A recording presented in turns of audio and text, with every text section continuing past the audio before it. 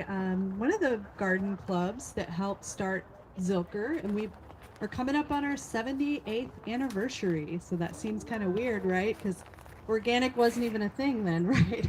Or a marketing term. But the family that started it here in Central Texas was very passionate about the soil and taking care of our ecosystem. They knew back then that the soil was alive, and we continue that tradition today, teaching people about um, taking care of our living soils and all the creatures down to the microbes into the soil. And what we're going to be doing today, learning how to do, is actually building soil, which I know you guys are like, I'm coming here to grow mushrooms, but you're actually also building soil, because that is what mushrooms do. And so I like to tell people, people are like, why are you so crazy about mushrooms? Like, why are you so fascinated? Because it's been a little bit of an obsession of mine for about 9 or so years. And I actually worked in technology. I did animation and kind of design on the web.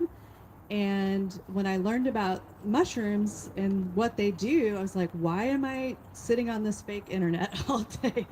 Like, I want to dial into this, what people are calling the Earth's internet or the Wood Wide Web. If you all heard about this, if you've seen some of the documentaries, we just went and saw the one that is opening. It opened on the 1st of September at the Bullock Museum. So there's a new one that just came out. You can see it in 3D.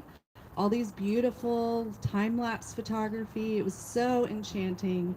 And it gives you like the download of the 101. And I'm going to go over some of that today, but it's not going to be as enchanting as watching, like feeling like you're three-dimensionally like in a old growth forage, listening to Bjork. She does the narration.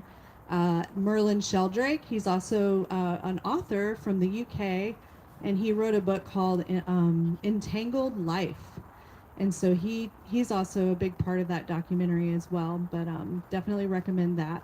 So there's been a lot of documentaries and things teaching us about things, and thankfully, like I grew up with both of my grandparents had farms, so I had access to learning about the outdoors. I was kind of an outdoor kid, like always in the woods. My parents, we didn't have television or all that kind of stuff, which is kind of weird for like the 80s, 90s. And I had a bunch of siblings too. There was about 10 of us.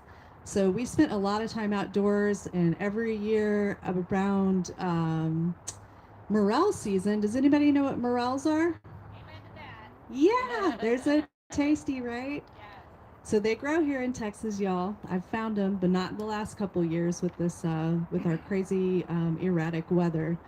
But yeah, so we would go out around Easter time. It was like Easter egg hunt, looking for mushrooms, and things kind of broke down in my family at a certain point. I was put in foster care, probably like 7th grade, and I was like your typical kind of disaffected teen, always looking for these, feeling isolated and all these sort of things that come with like early childhood trauma. And uh, I actually tried psilocybin at a pretty young age, which is not something that's recommended. I was doing it to forget about my problems and escape, and what a lot of people in Western culture use these medicines for.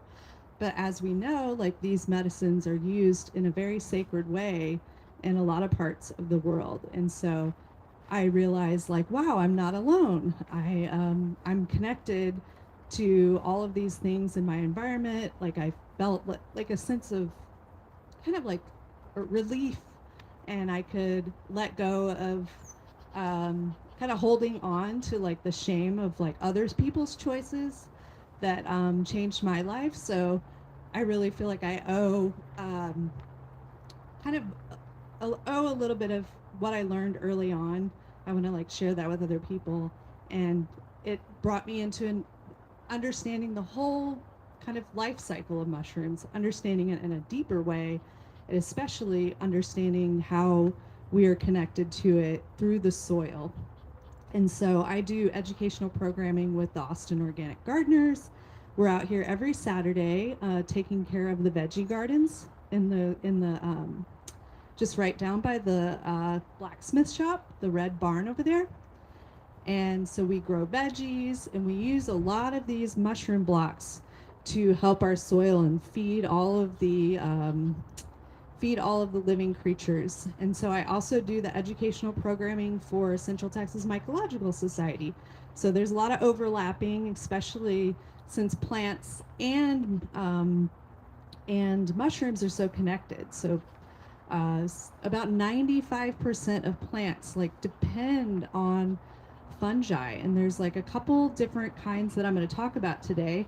The first I'm going to talk about is the one that you all may have heard about, called the that people associate with the Earth's internet. And there's a study that just came out about 2 months ago that talked about like the magnitude of how much carbon this type of mycorrhizal fungi like helps sequester in the soil. And I think it's somewhere around a third of the amount of carbon. It's like a huge amount compared to like how much we use kind of in our fossil fuels into like with vehicles, which is a lot as well. But we are seeing, we're still seeing in different parts of the world, like the Amazon, even in like in North America, a lot of like cutting down of our big trees, which are big carbon sequester, big plants that are doing a lot of sequestering. And so you can do a lot of things, like having just healthy soil in general is going to create conditions where the fungi can live, like helping your soil get to like a forest floor type of composition, or some people use the word succession. I don't know if you've heard that word. If you're into plants, you probably hear that a lot about like the type of succession of soil and type of things that can grow. But in Central Texas, we have very bacterial dominated soil. There's not a lot of fungi. And so what we want to do is create more fungal rich soils, and we can do that by doing things like adding inoculums. This is a local company called Wild Root Organic, and there's like different stores that you can buy powders. And I use this with my starts whenever I'm starting my seeds indoors or outdoors. I'll just add a little bit into my plants, and that's going to help them establish their roots and connect. So that mycorrhizal is what is that type of fungi. And so then the other type that we're going to be learning about today is the decomposer or saprophytic. So that type of fungi it's breaking down like woody matter, and so it's also evolved over time too. And so one of the things that I learned about through my journey of educating myself on fungi or fungi, there's no wrong way to say it. That's how Bjork says it, fungi, in the movie that just came out. Um, so you, so with saprophytic or decomposer fungi, it's evolved, and one of the cool things that I learned, and there's a really nice genetic kind of tree where you can see all the mass extinction events and how fungi has evolved, and scientists can do different types of DNA testing and looking at fossil records to know when certain types of fungi started to grow on our planet. And I was looking at kind of the evolution of what there's like these two major clades of fungi. There's one called brown rot, and it breaks down just like one part of the tree, and it leaves like some of the other parts. And if you've ever seen like